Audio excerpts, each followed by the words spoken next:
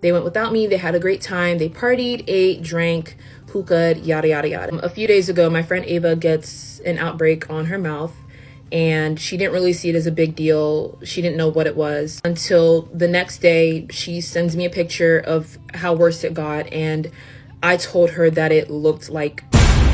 In an area where I work, there has been an outbreak sharing hookah devices. We're seeing oral lesions on the lips, within the mouth, descending down the throat. It's God's beat maker. And I don't know. I will put a light in the sky for the G's that done turn memory from go. Blessings we send to the ghetto youth, them where I take the tea. And you're a party girl, or you like to club, or you like to hookah, listen to this story because this could change your life. So a couple of weeks ago, a few of my friends hit me up and wanted to go club hopping, but unfortunately I couldn't go because I had just started a new job. They went without me. They had a great time. They partied, ate, drank, hookah, yada, yada, yada. You know the drill. By the way, if you're wondering why my face looks white, it's sunscreen. Anyways, a few days ago, my friend Ava gets an outbreak on her mouth, and she didn't really see it as a big deal. She didn't know what it was until the next day. She sends me a picture of how worse it got, and I told her that it looked like herpes. Even I was second guessing myself as to whether it would be herpes, because we don't sleep around. We're all single. We're all celibate, waiting for the right person to come around, focused on school, just, minding our business. So me and a couple of the other girls tell her to go get checked out. Before her appointment to get checked out, another one of my friends that was with Ava that night, let's just call her Ava, outbreak on her mouth area. She took a picture, posted it in the group chat,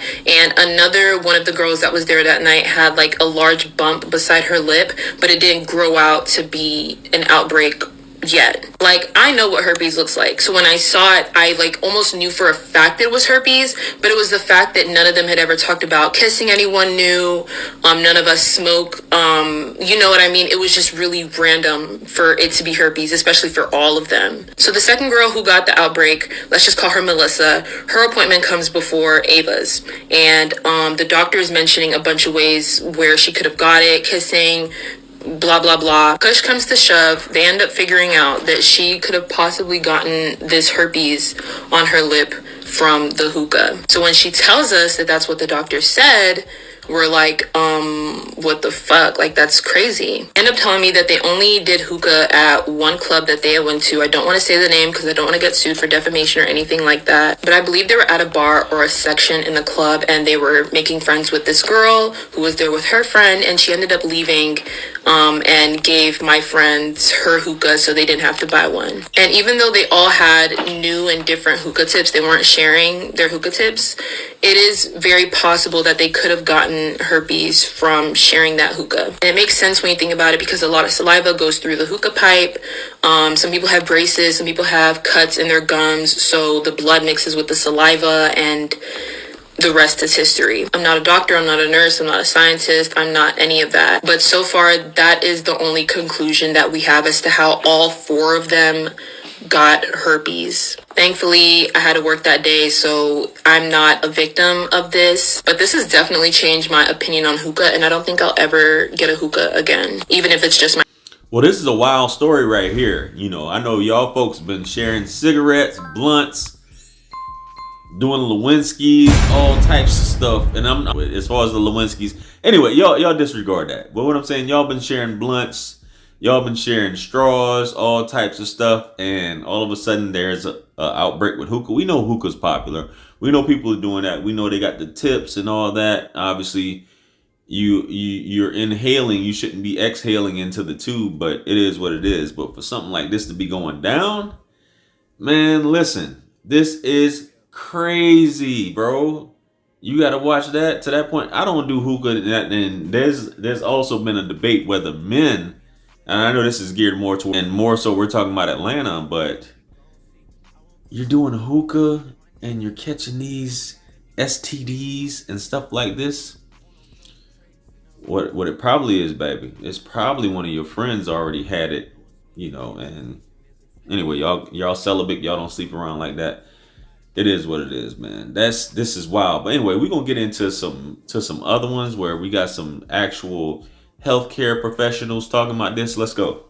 Let's talk about herpes and hookah.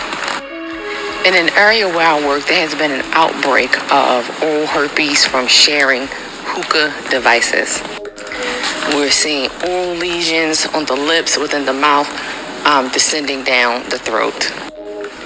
Here's an article from the American Thoracic Society that discuss that one of the many risks of smoking hookah, particularly shared hookah devices, is transmission of viruses such as, but not limited to, herpes and TB.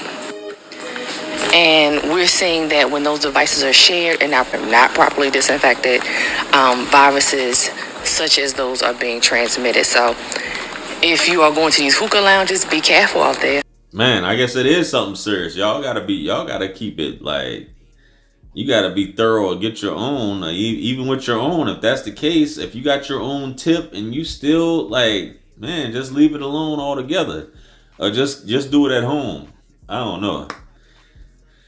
Y'all ladies, y'all can look cool taking your selfies. You know what I'm saying? Being all up in the thing here. Pause.